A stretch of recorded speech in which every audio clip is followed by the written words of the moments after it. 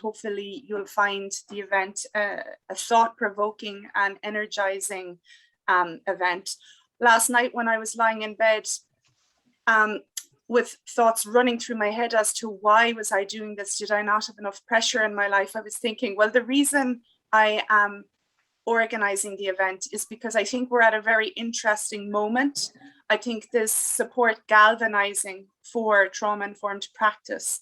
There may not be 100% agreement about what that is exactly or what it should look like, but across various sectors now, there is more and more energy behind the idea. And what I'm hoping is really that regardless of your own position or your knowledge level, or whether you work in frontline practice or just are a concerned parent or citizen or a trauma survivor, you might leave the event thinking, what can I do to propel this forward? How can I play a role personally in making Irish society a safer, healthier, more equal and connected place for all? So I won't rattle on anymore at this point because I'll be introducing people as I go. But I would like to welcome you all. You're all so welcome individually and collectively, and all my speakers are extremely welcome. I'd particularly like to thank the Lord Mayor of Dublin, Alison, Gilliland, for taking the time out for a hectic schedule to be here and show support for the event. And I would like to just welcome you now, Lord Mayor, to give your opening address, please. Thank you very much, Jane. It's my absolute pleasure to be here with you, all the colleagues presenting and everyone looking in. It's a wonderful event, and it offers us, I think, all the opportunity to consider the interconnected nature of seemingly disconnected matters like place-based family support in the context of prevention and early intervention, with a focus on strengths, child protection, the courts, relational rupture, the importance of safety in the classroom, the social detriments of health, the link between adverse childhood experiences, addiction and homelessness. We'll also hear about how childhood trauma is often the root of crime, how our asylum system can re-traumatize individuals in search of safety and refuge, the challenges that professionals face when working with trauma survivors, how healing occurs in the context of community and the value of restorative practice, the role of the media in raising public and political awareness of trauma and its individual, family and social impacts. Sadly, there's a school of thought that believes that individuals on their own shape their own destiny. And if this results in less than productive or achieving lives, it's somehow their own fault.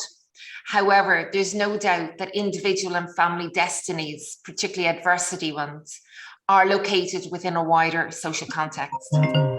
So research, including by the Centre for Disease Control in 2019, has found that adverse childhood experiences, or ACEs, tend to cluster in highly stressed communities.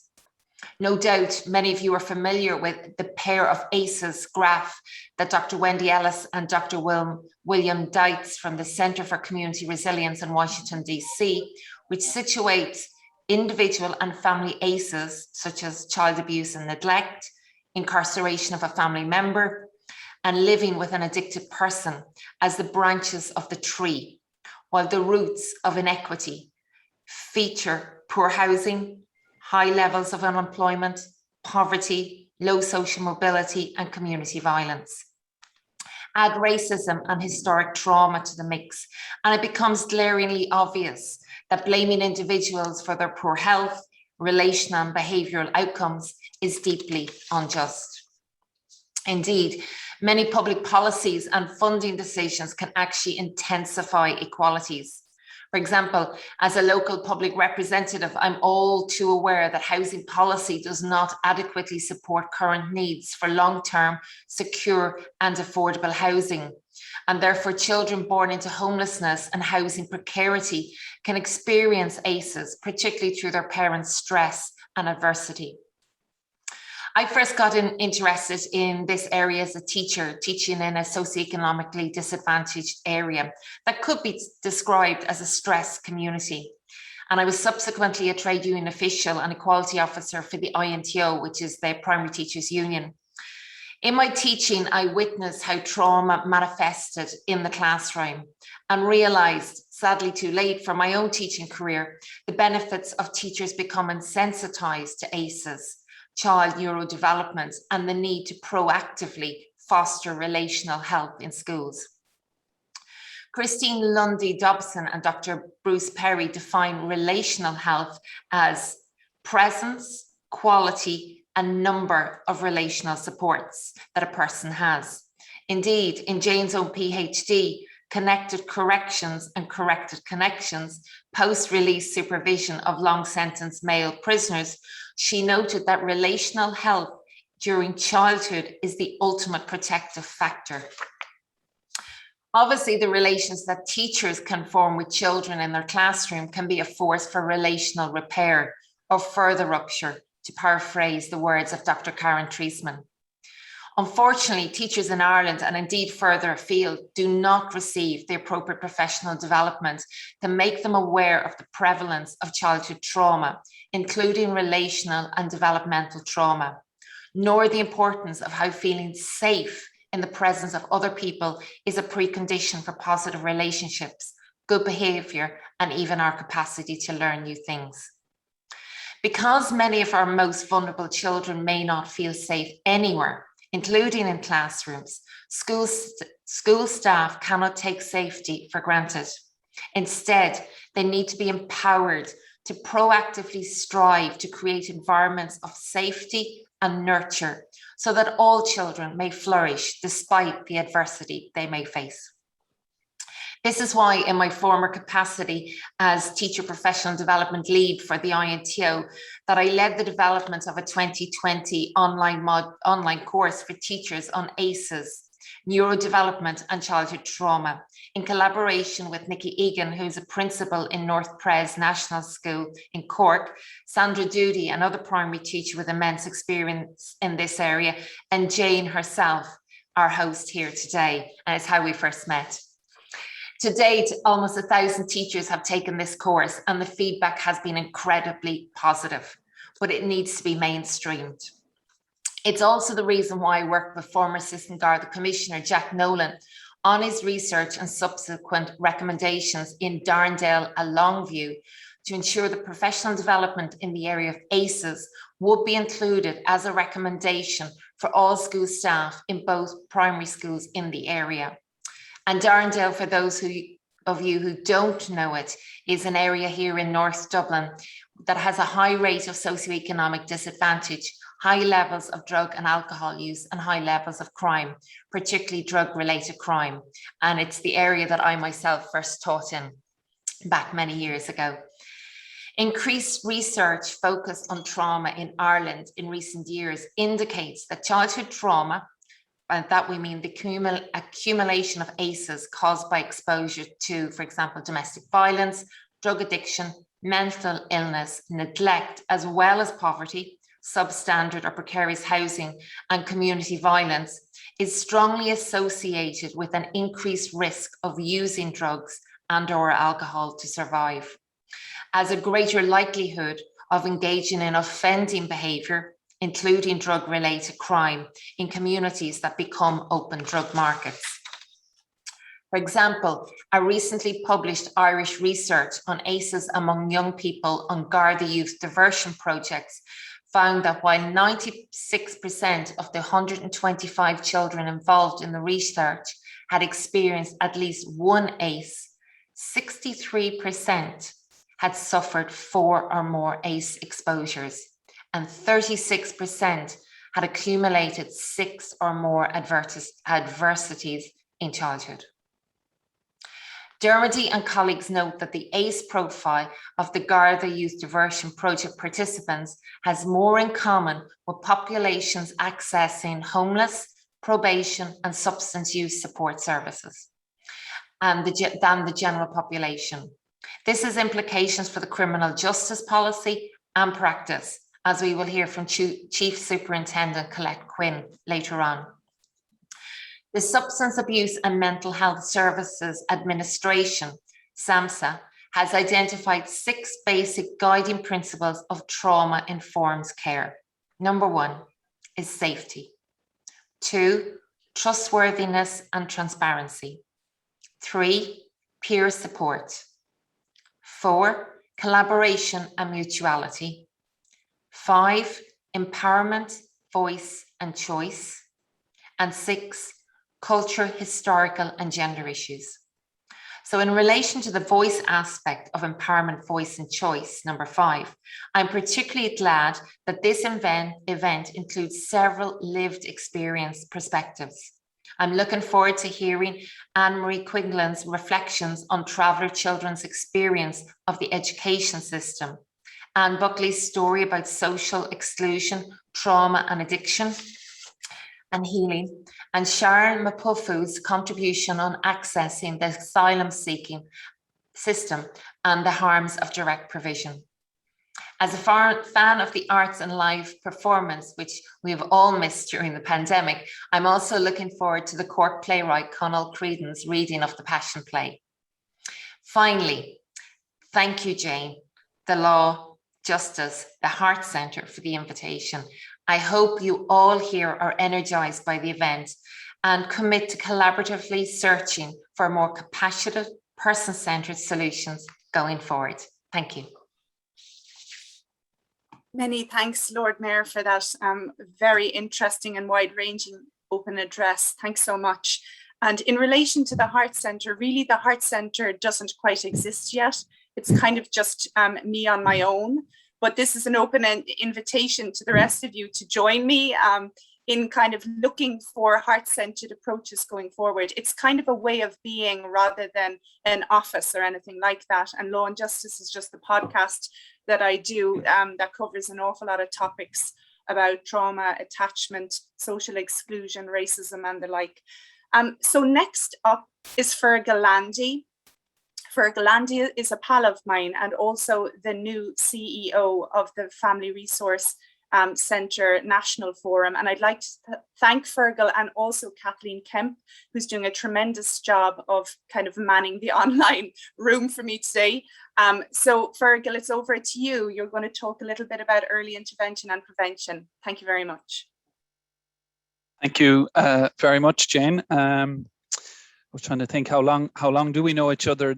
Not that long, but absolutely we are pals. And I suppose as the Heart Centre develops, I would be delighted to look forward to the Family Resource Centre National Forum being a partner of the Heart Centre.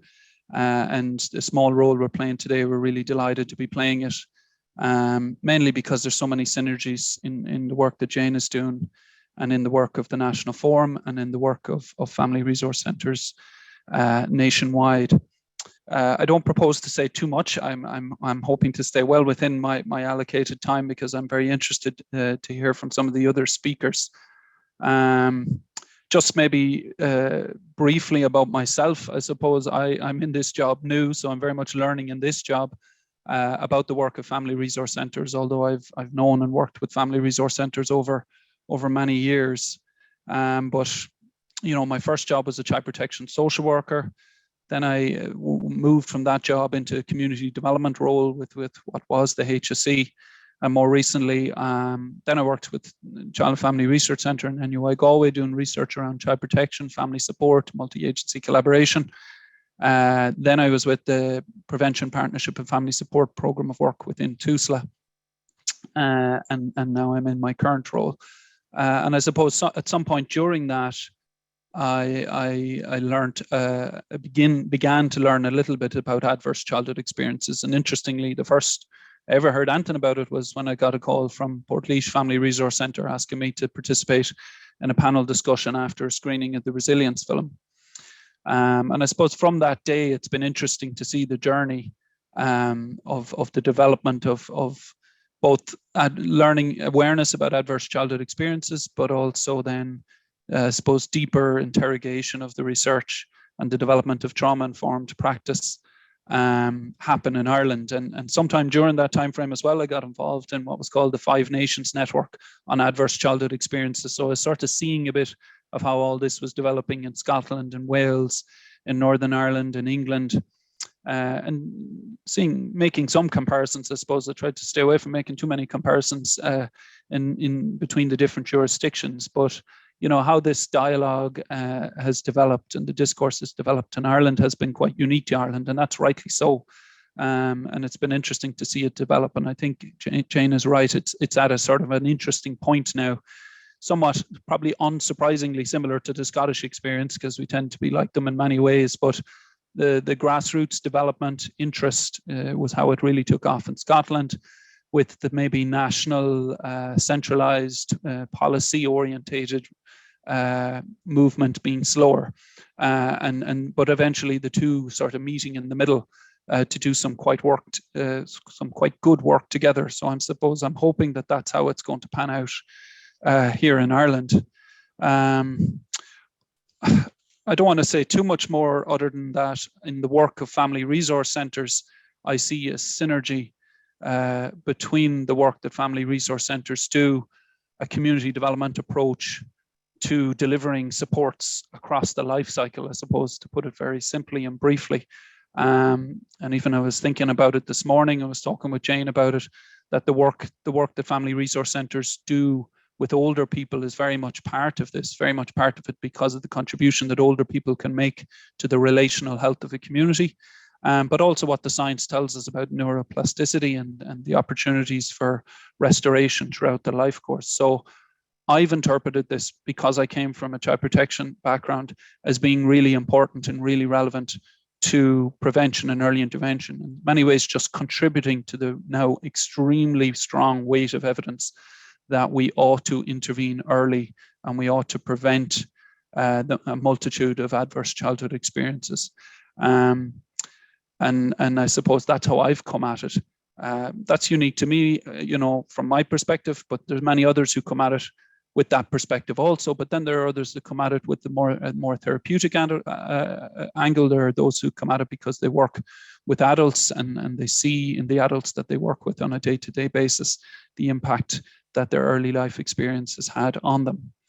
Also from the National Forum of Family Resource Centres perspective, I suppose I'm interested in the synergies.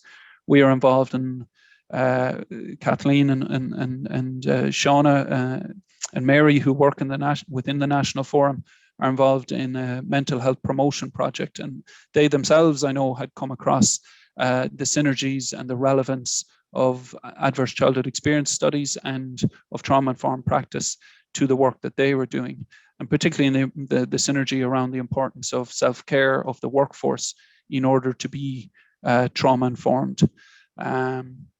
We're also involved in social prescribing, and I think there's a real opportunity to connect the literature around social prescribing with the literature around trauma-informed practice. We've a new initiative coming on stream around counselling for people with gambling addictions. Similarly, I think there are opportunities for synergy. There has been criticism. I think we should be really open and honest around the criticism and engage with it as best we can. And I think some of the opportunity for family resource centres is our position vis-a-vis that critique. So some of the critique is that, this can lead to simplicity. People may be learning a tiny little bit about this area and thinking that means that they're trauma informed.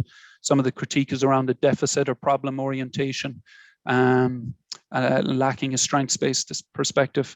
And some of the criticism is about seeing the individual as someone to be intervened with and not seeing them within the context of their wider community and their wider environment. And I suppose I would feel, and I'm not suggesting by any manner or means this is exclusive to family resource centres, but I do think there's something about the background of family resource centres with the community development approach, with the life course approach, with the place-based approach to actually counteract or be something that can insulate action around trauma-informed practice against those legitimate critiques.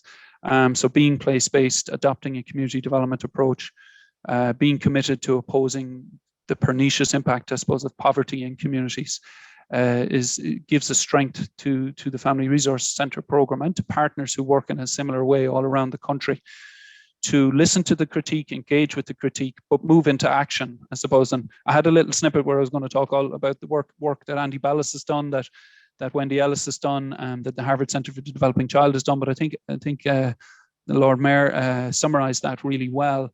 So really, you know, family resource centres can contribute to supporting the stable and caring adults and children's lives. They can contribute to giving people a sense of agency and control over their own destiny, and they can contribute to people feeling grounded and connected in their own communities, and they can contribute to people developing their emotional, social and regulation skills, as can many of our partners, and actually will be a lot more impactful if we're doing that whilst working at a local level with partners in line with evidence. And I think there's really good evidence that comes partly from the Early Intervention Foundation in the UK, but I think the work that's been done by our own government in relation to the What Works initiative and the events that are coming up in November, a real opportunity is to us to start making these connections and say, well, actually, we need to do our work in a high quality, competent way that can learn from this learning and this research, as well as other research and other relevant learning, and bring it together at a local level in communities with our partners.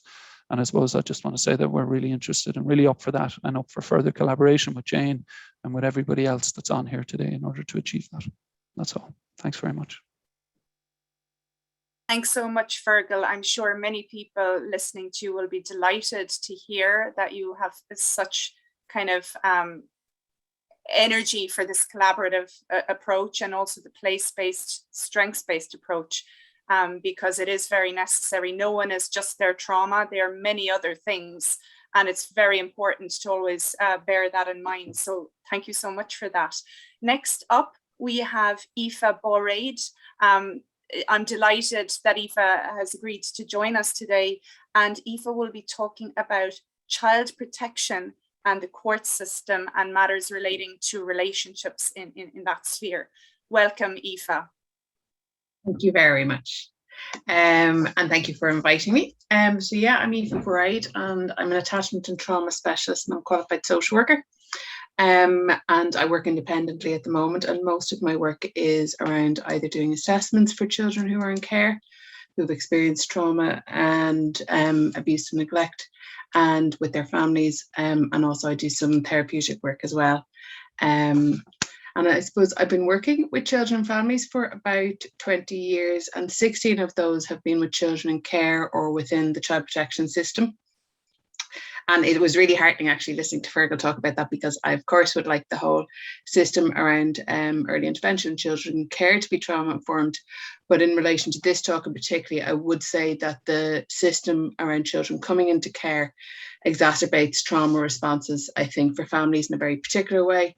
And it often undermines the opportunity for those families for healing when those things happen for them. In my experience, the parents who can't care for their children safely have, in the overwhelming majority, experienced trauma themselves. I'm sure that's no surprise, but it's really important to say, because those experiences really do inform their parenting responses, often in very unhealthy ways, when they haven't had support to resolve those. Because of this, and then the subsequent family stressors that lead to the children being placed in care, by the time you get into that care system, these parents are really wired for danger. And they usually have a set of predictable responses that they rely on to respond to danger. The current system we have it's just not set up with that in mind, or it doesn't take that into account. And due to this, at best it exacerbates those responses for both parents and children, and at worst it traumatizes people further. What it doesn't do, and we don't have a system in place, again this comes back to Fergal's piece, is that we don't have a system that will allow us to understand those dangerous responses early enough that we could then kind of target their the support for families in ways that might actually prevent children from coming into care, or from coming in kind of such extreme or damaging ways. Just for those of you who don't know, in Ireland, there's kind of two pathways to come into care. So the first is voluntary care, where a parent agrees for their child to be placed in care. And the second is a care order, where the social work department in TUSA applies to the court for a care order of varying lengths for that child. Neither of those processes have any automatic therapeutic model of care. And so in reality, what can happen is children and families can go through that whole system, either the child staying in care till they're 18 or being reunited to their family when that can happen, without anybody, parent or child, receiving any therapy along the way. So again, with the idea around the trauma and the loss that can happen no matter how bad the family situation is, it is traumatic for children to be removed almost all of the time. And it's certainly traumatic for the parent to have their child removed. And so that system isn't in place to, I suppose, scaffold that or try and support that experience. I think in the main, parents' responses, those automatic responses they have to danger, often informs kind of the path they choose when their child comes into care. So those who kind of get caught in a flight or freeze response seem to me more likely to choose the option of voluntary care. I know that from my own experience, but even seeing how professionals write about them, they'd often be described as passive or overly compliant or unresponsive parents. And if we looked at that with our trauma lens, we'd know that they are those fight and freeze responses. Some very highly avoidant parents do end up in the court system, but that's because they remove themselves so completely from the system that might be taking their child or removing their child that the social workers have no choice, I suppose, but to go to court in those events because the parent has disappeared. And the really sad aspect of that is by the parent going so far to avoid child protection and avoid court, they also lose their relationship with their child. And from the child's experience, again, can further exacerbate the pain and hurt that comes from being placed in care to then lose the relationship with the parent altogether. For those who rely on a fight response, the court system is almost always their path of choice. And in my overwhelming experience, it really exacerbates this response. And that makes sense when you think about us having an adversarial court system. So at the moment, if a social worker wants to place a child in care, they need to evidence that there's been a threshold of harm or a likely risk of harm. The experience for the parent is then that their flaws and failures towards their children are picked through in great detail in a relatively public space. Our family courts are private, but there could be 8, 10, 12 professionals in the room listening to these very, damaging experiences that people are saying have happened to the child, which is essentially, a shaming or embarrassing experience for the parent. And again, from a trauma response, we know shame prevents reflection and integration. And it pushes people further into, I suppose, their defensive strategies. And so the outcome for the child and the parent relationship within that is it can lead parents to deny or dispute the child's lived experience in a way that can obviously become harmful to the child, but it also prevents the parent from developing a healthy understanding of their own actions and the implications for these and find ways to resolve those. It's my very strong view that the legal system has to move in terms of children and children coming into care into a collaborative kind of holistic framework that considers how can this family, this very unique, specific family with their needs, have the safest and healthiest relationship possible. For some, that will mean that children have to come into care. And at times we might need to prioritise in developing a secure relationship with their foster family. But even if that's the case, the child will need their own therapeutic support, which again, as I said, isn't guaranteed. And the parent should be supported to tolerate the pain if we have any hope of them being in a position to be ready for their child to resume some kind of relationship, even if it's not reunification, but family visits and having contact with their child, on a relatively normal way when their child is ready to do that. In terms of attachment, which is obviously so closely linked to trauma as well, and the idea of repair is incredibly important here. By offering parents kind of personal and professional supports that they need, they might be able to develop a better understanding of their own experiences and their relational difficulties and their parenting approaches. And if they could do that, they might be in a position to actually begin repairing the damage done to the relationship with their child. And I'm not so naive to think that reunification is possible in every case, but I'm cautiously optimistic and somewhat confident that if the right system was in place, repair would actually not just be possible, but probable in many, many cases if we could provide that holistic and trauma-informed framework for them. Thank you very much. Thank you so much, Aoife, for that very interesting and thought-provoking contribution on the childcare system. And I was particularly struck, as someone with a legal background myself, about the need for this system to become more holistic and collaborative and person-centered, and really trying to facilitate repair rather than further awful rupture, which will only make things worse for all concerned. So thank you so much for that.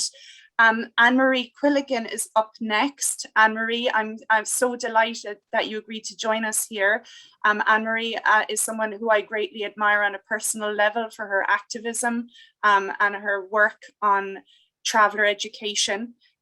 So Marie is going to have a little bit extra time and will talk to us about traveller children's experience of the classroom. So welcome, Marie. And thank you so much for having me. I'm actually so nervous now because I realised that there's international guests in the audience, and I've just realised I've never actually explained to somebody outside of Ireland who we are as a people. So just in case for anyone that mightn't know, so I'm an Irish traveller. First and foremost, I'm Irish, and part of my identity is that I come from the traveller community. So we're an ethnic minority in Ireland, where there's a population of us of about 40,000. We have our own values and culture and belief systems, but I suppose a big part of our community and our culture would be that we would be nomadic. So my community has experienced a lot of discrimination by way of assimilation policies, whereby politicians and governments throughout the years have tried to fix us, very similar to that of the Maori populations and the First Nations populations from Canada. So my people have experienced institutional and structural racism for generations now. And an example of this would be through education, so which is still very prominent and evident today. So to give you an example, I'm 40 years of age. I had a very positive experience in the education system, a very positive outcomes. My friends and colleagues who lived a couple of miles away from me, their experience in education was very different, whereby a lot of my colleagues and friends would have been stripped, deloused and washed in school. We were segregated within the education system, where there were lines drawn down the middle of schoolyards, and traveller children and non-traveller children were not allowed mix or play together. So from the get-go, there is has been an awful lot of a deficit, the deficit model and emphasis on my community as if we were a problem and deviance, and that we needed to be fixed. This is a form of structural and institutional racism, and to reflect the amount of trauma that my community experienced. 11% of our people die of suicide. 50% of my people die by the age of 39, and 10% of our children die by the age of 2. So we're not just individuals that experience trauma, we are a traumatized community, and those 11% of suicides is evident of that. So I work with traveller children to help promote and engage and increase attainment in school. So at the moment in our education system here in Ireland, only 1% of travellers progress onto third level education. Our traveller education budget was cut by 80% in 2008. So any resources and supports that were put in place for the children and for the schools were absolutely demolished without any consultation. This made the children extremely vulnerable, and this made the schools very highly under-resourced and a lack of supports. I work with parents. I feel that if we can acknowledge the trauma and injustice that was experienced by children in the industrial schools and the Magdalen laundries, and we understand that that trauma is generational, and we understand that as a nation we're still trying to heal from that trauma, we have to in good faith acknowledge the trauma that was experienced by people like my parents, my aunts and uncles, and my friends and my colleagues. It's very difficult when trying to advocate on behalf of children and parents in the school. When I go into a school or an institution that mightn't be trauma informed or mightn't be informed in relation to racism. And so there's how we experience racism is due to our ethnicity, and I refer to that as anti-traveller racism. So one form of that is the majority of the children that I work with do not have access to running water, do not have access to electricity. They're going to the toilet into buckets.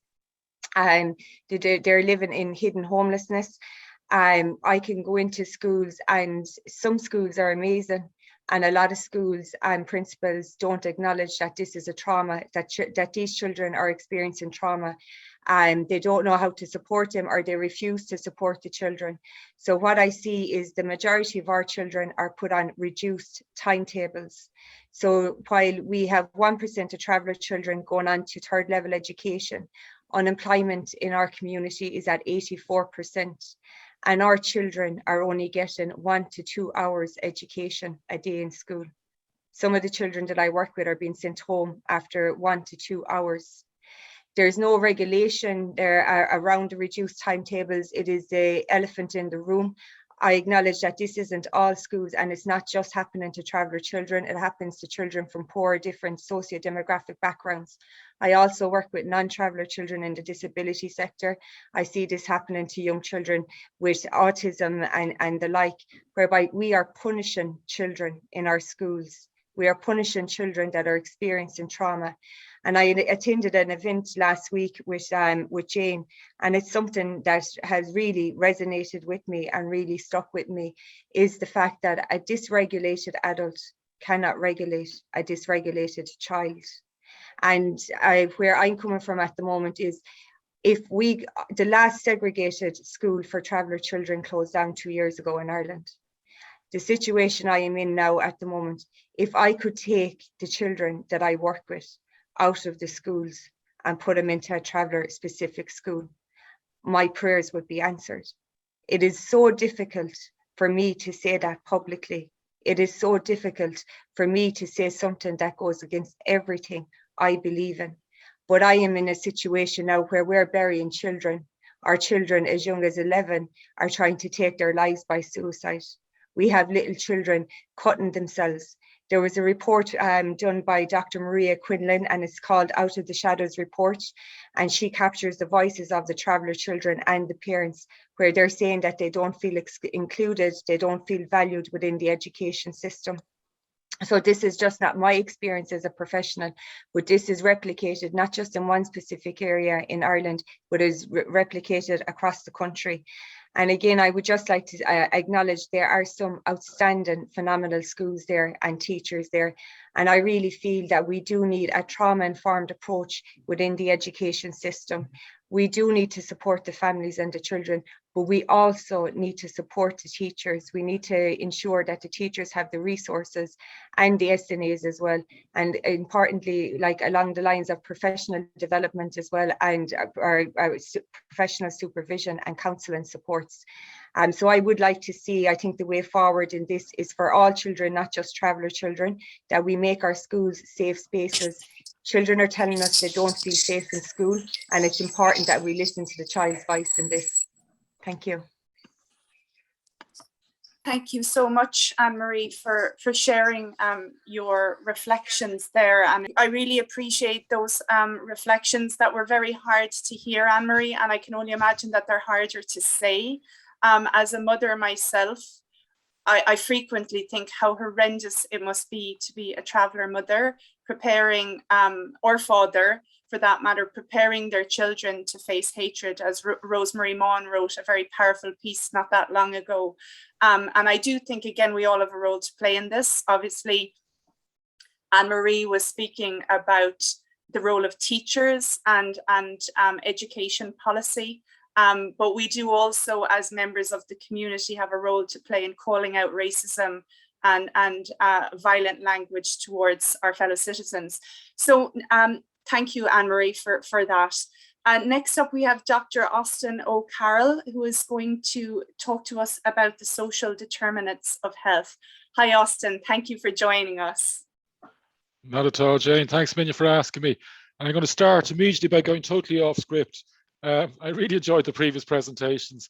Just Aoife, I just wanted to comment on one thing about yourself is, first of all, I have the greatest admiration for child protection, everyone who works. I think it is the hardest work I actually think I can imagine, because you're dealing with such trauma and emotion. And I work in homelessness, and only this morning I saw someone who had their child taken off them recently. And I have to say, I see this so often in homelessness. And I think it is probably the most tragic event I can imagine. And what I think really cuts to the core of us not practicing trauma-informed care as a society, because I often see that, you know, we see all this news about children being taken from parents, from the mothers and child's home, and all this, you know, this huge public outcry about it, and yet there is almost no public knowledge of our understanding of the huge traumatic effect when a child is taken from a mother who uses drugs, for example. And I invariably see that mother capitulate and just recede into drugs and homelessness. They go downhill, and no one. I think society doesn't have sympathy for them because they don't understand that it is trauma caused that in the first place. So, just as a comment, it's not a criticism. I really think you do fantastic work, but as a society, we don't recognise that huge trauma. So, I'm just here to quickly update you on social determinants of health, which you probably all know about. Basically, until around the 1980s. Probably the prevailing conception in medicine was that health was determined by your exposure to your genetics profile, what you were born with. In other words, you lived as long as your parents lived. And your exposure to infection are also pure luck, whether you got exposed to, say, cancer or developed cancer. As well as we did start to realize then about things such as smoking. There was a realization that people who lived in very poor and dirty conditions would be prone to getting infections, but there wasn't a realization that actually your social background determined your health in much more ways than just sanitation, etc. And this was originally the Black Report brought this, or made people aware of the structural determinants of health, or the social determinants of health. Back in the 1980s, and Walgren and Dahlgren, who devised the social determinants model. I suppose I'm not going to go into detail on it. Just to say to you is we know that people who live in areas of deprivation, they live around 5 to 6 years less than people in well-off areas. We know that of that shorter life, they spend around 10 years with significant chronic disease, which is around twice the amount of time you live in an affluent area. And we know they also spend twice as long with more than one chronic condition. That's called multimorbidity. So they spend around twice as long with multimorbidity than people in well-off areas. So you die younger, of that shorter life, you're sicker and much sicker, okay? But people often, they used to think, oh, this is because they smoke too much, they drink too much, they have too much sex, lucky people, and it's their own fault. But in fact, it's not. They actually, when you look at the range of conditions, it isn't related to lifestyle. Lifestyle, they think, only accounts for around 20% of the excess mortality in these areas. And even if it is related to drinking and smoking, why do they drink and smoke too much? What are the issues that cause them to have these things? And that's where you look at the social determinants. And the social determinants are the fact of your availability to good food, to good housing, your availability to employment, your availability to good education, and your ability to avoid things such as drug addiction. I teach medical students, and I ask them, I say, how many of you know someone who's a drug user? And in a class of around 150, you'll have 3 or 4 people put their hands up and say, that's because they don't recognize cannabis as a drug use, by the way, but they think of it as heroin users. So anyway, the 3 or 4 people put it up. And then I say, how many people do you think died of, do you know someone who's died? You might get 1, you might get 0. You go into a primary school inside the city centre of Dublin, and you ask, how many do you know are drug users? They all know people, many people. And many, you know, someone who's died of drug use, they will all know, because it is so endemic, drug use. Drug use is associated with poverty. We tend to think it's an individual thing. It's not. What's associated with poverty and trauma.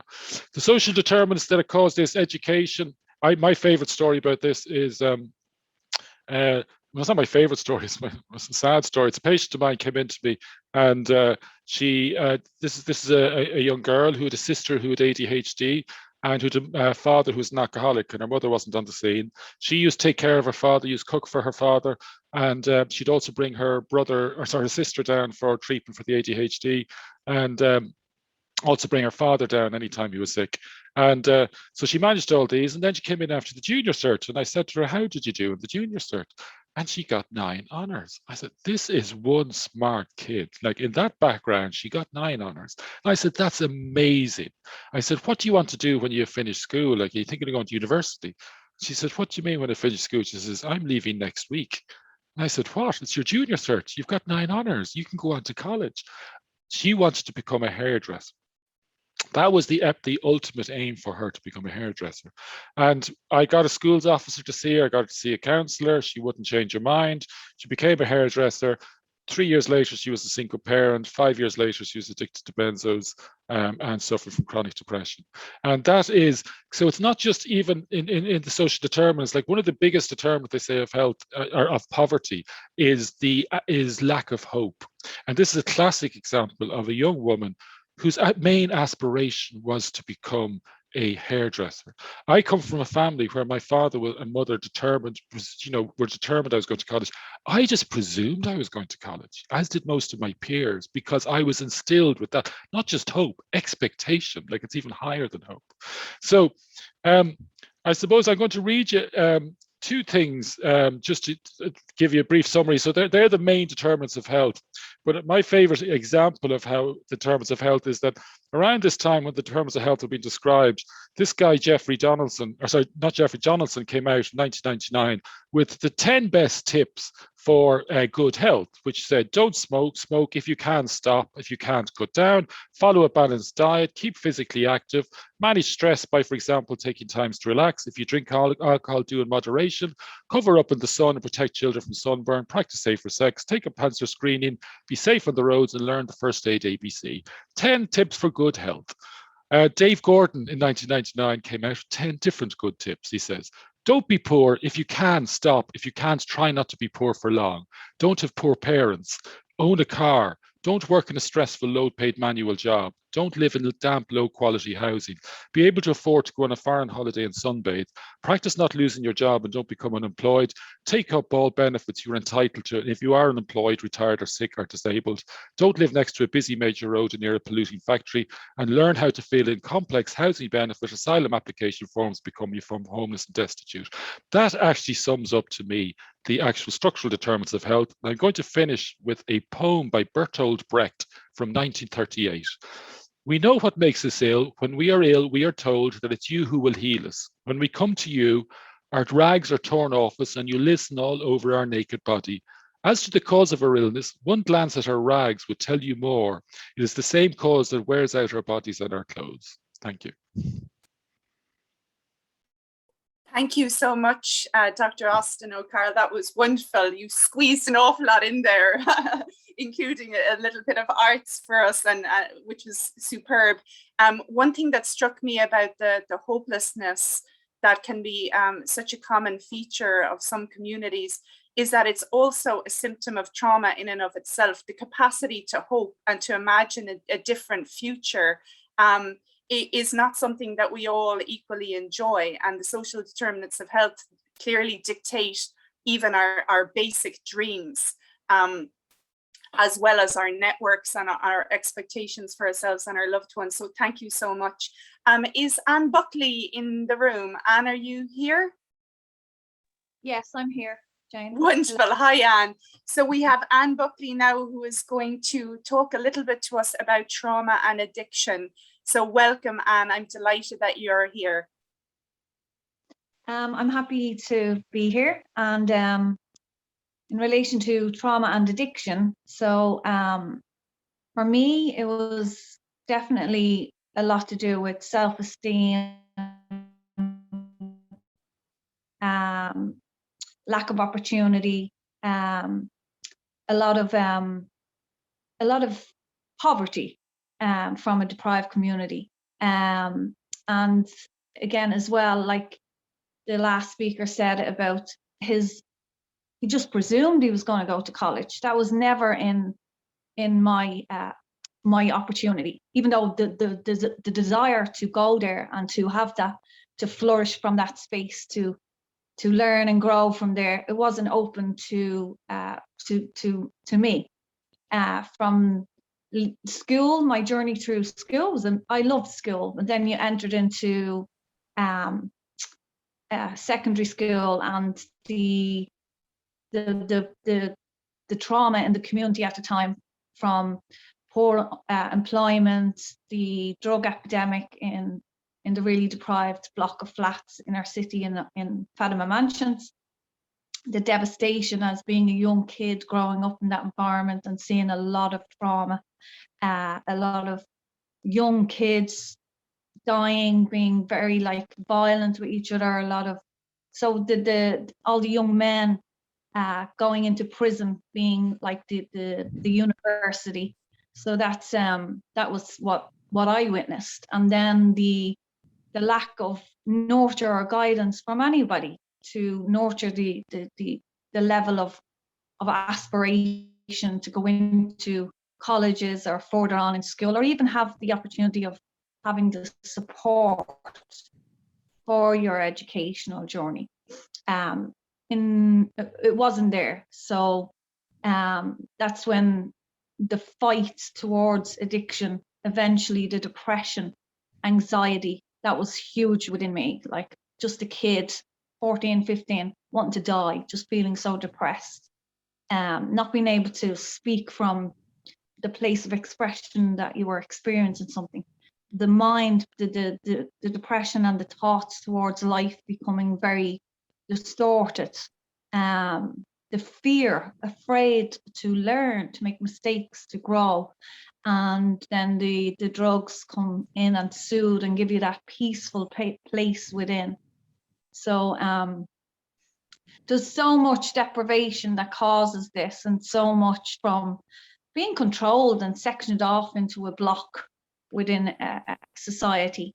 So, and the opportunities of jobs, and like fighting against, like cleaning jobs. All the women were doing cleaning jobs. All the men were doing, what I seen was like cleaning the streets, and there was nothing there that I wanted that, but that's what was there for me.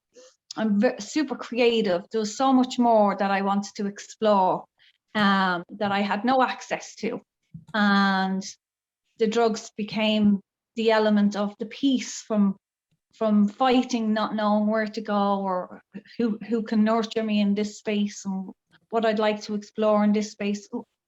The energy of that, and the anxiety and fear that instilled in me then, because not knowing where you're going to go, how to go. I'd love to go explore different countries, different cultures, different languages. It was never there. So as I said, the drugs just became a way of being at peace, being the anxiety gone, the self-harm gone. There was so much anger and rage inside me that I couldn't express it. I was full of fear, very nervous, very sensitive kid. Always like helping my mother. So my mother was going through a lot of trauma with her and her 8 children, and her relationship with my father, and our marriage breaking down, and everything there. And I was her eldest girl, and the culture towards large Irish families, with the daughter, the eldest daughter within that, becomes like you become the quiet one, and where you must help your mother, so you're forgotten within that. And then you become what you wanted not, and what your mother wanted not for you was to be cleaning, looking after kids, wanting you to have further on with your life, but that wasn't able to be nurtured. So I was very angry, and then I became very angry at my mother, became very angry at life. A lot of death, seeing all my friends and family members dying from alcoholism, and then all the young men, as I said, going in and out of prison, and just became so angry and depressed. And drugs became a way to soothe all that. So that was gone. I didn't see or hear any more of that. And all the self-harm then, where I wasn't, like I was hurting myself. I'd be biting off my mouth, I'd be hitting myself, I'd be weeping my hair because I was full of judgment. And I had all this conditioning of, it's your own fault, you're not good enough. You're stupid. You have all this conditioning, and you hear all these thoughts in your mind which keep you in that place of despair and anger and self-rejection and self-loathing, and you just feel you're unworthy. So then you enter a stage of, I'm becoming a grown woman now. I'm in my 20s.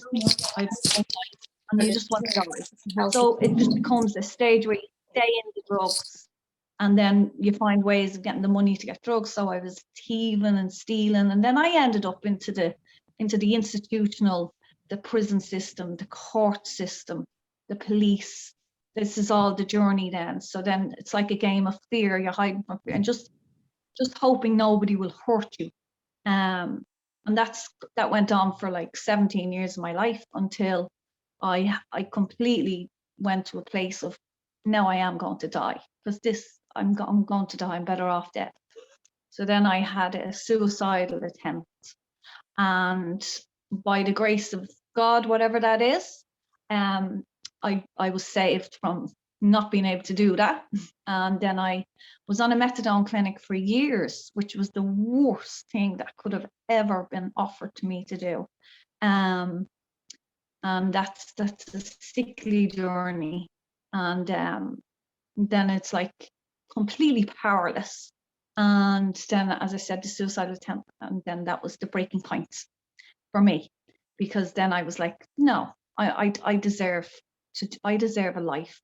I was heading into my 30s, and then I broke, and it didn't matter. All the thoughts and the judgment, I kind of surrendered. I surrendered to a place of, I don't care what I have to do, who I have to do, where I have to go, I'm going to do it. So I went through the detoxification center in Kundara, and it was like a hospital environment. And then I went from there into Keltai, up in the Phoenix Park, which was a trauma-informed residential center, which was the most liberating experience for me at that time. So I was able to share and speak without anyone telling me this is what you need to do or not do. I was meditating through mindfulness, and all this aspiration and this creativity was coming out of me that I hadn't connected to since I was a kid. So I went into the inner child journey within, but it was from a place of a zest for life, a spark from the being was appearing. And that's when my journey through trauma therapy to express all of this rage and anger and oppression from inside me was allowed to come out, authentically come out, and to be expressed from the place that it was experienced, which was very liberating, because and very, very nurtured in the way of allowing me to express that repressed anger that was causing me bodily illnesses. Like I had IBS, I had lung problems. This was all from repression of expression, from all these conditioned thoughts and not having this freedom to express or to flourish, or this guidance. And that's when that was all, as I said, facilitated and being allowed to come out and to be expressed as it was experienced. But I needed to go back into the child's experience, the child's thoughts, the teenager's thoughts, the teenager's experience, how she collected, how she perceived these experiences. And like one time the therapist said to me, can you see her? When was the last time you remember like feeling and seeing the smiling child and connecting with her? And brought me through a therapeutic journey there. And I reconnected with that. It was about the feeling, the sensation of how you felt when you were safe. So for the first time, I actually felt that sensation of that young being and reconnected, and it was like feeling that. So it woke something very beautiful within me. So, and then I went on a self-compassion journey, but only through going right back into all of that rage and that anger that needed to be allowed to be expressed. And then the self-compassion journey, then I went on the journey of responsibility for yourself, responsibility for your being, responsibility for your nurture, responsibility for you to express yourself. That's me, I'm talking about me. So to literally take fear by the hand and enter into a journey of expression. And then I went into education. I went in and I studied journalism, and I got a degree in media production management, and And I went on that journey there. Became an author, published writer, which was a dream come true because I could never express myself. As I said, I'd write loads of notebooks and stories and have them all in my room. And this time I was actually writing for people within my community, and amazing things was happening to me. And then I fell in love, and that was amazing. And I had so much love and nurture from different types of charities, a women's charity called Daisy House Housing Association. So it was a wonderful experience and journey. However, there was deeper stuff that was still there that needed to be dug in a little bit deeper. So it's all the ideas that one has about what trauma is and what trauma isn't, because it's from the mind. So it's from a deeper place now that I see and feel about what trauma is and what trauma isn't.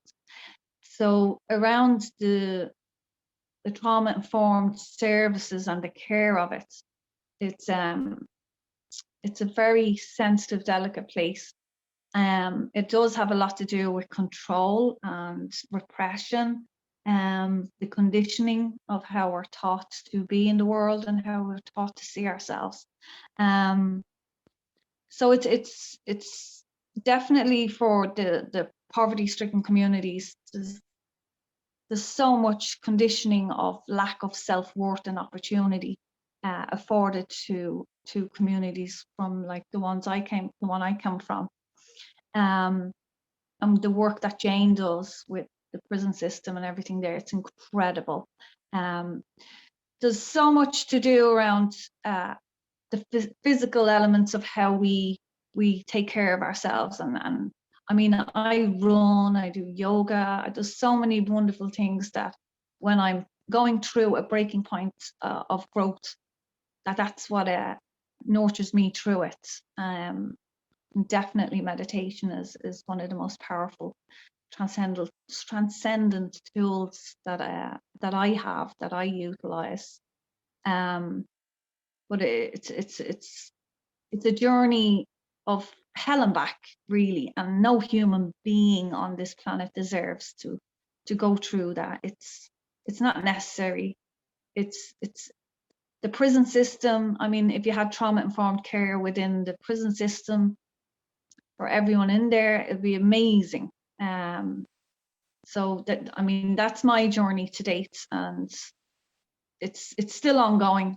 And as life presents itself, the tools that I have now are so much more liberating towards what I hadn't got when I was a young kid, and the opportunities now, and to connect to the comprehension of understanding how to express yourself and where to go when you need to avail of different opportunities and different tools and different people that can guide you and support you through things, is because we don't trust from communities like mine. We do not trust systems and structures, and because of the oppression and the ugly way that we were perceived by the outside, how we would see it. But that's changing now. But yeah, so that's me. That's been my journey. For trauma-informed care, and the necessary need for that is ongoing, and to understand it from a deeper place for professionals that work in it. It's wonderful and magical that people are working with people from communities like mine and all over. It's not only from poor communities. I mean, there's the whole world needs some love and care and kindness from how we were taught to perceive ourselves in the world, and how we collect bodily illnesses through the thoughts that we have of how we see ourselves in the world and each other. And neuroscience and neurologically, there's revolutionary changes happening, and I'm really, really happy that this is ongoing. And thank you for listening to me.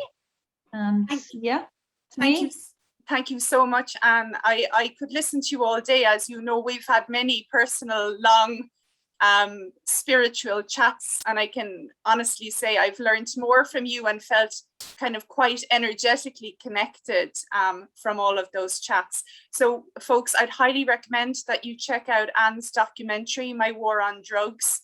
She made it a few years ago and it's very, very powerful indeed.